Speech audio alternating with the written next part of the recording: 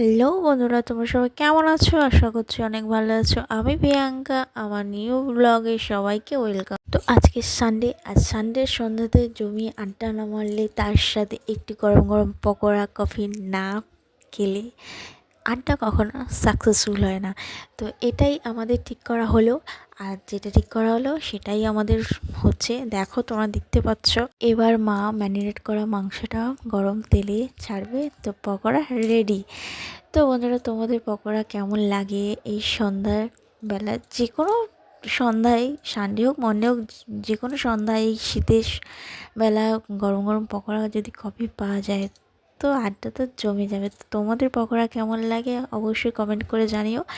আর আরেকটা কথা, যে আমি তো সব সময় সেরকমভাবে সময় দিতে পারছি না তোমাদেরকে। তো তোমরা কিছু মনে করো না, কিন্তু তোমরা যদি আমার পাশে থাকো, আমাকে সাপোর্ট করো, অবশ্যই আমি আরও বেশি বেশি করে তোমাদেরকে সময় দেওয়ার চেষ্টা করব, ভালো ভালো ব্লগ দেওয়ার চেষ্টা করব। তো এখানে ব্লগটা শেষ করছি। ভালো থেকো সবাই।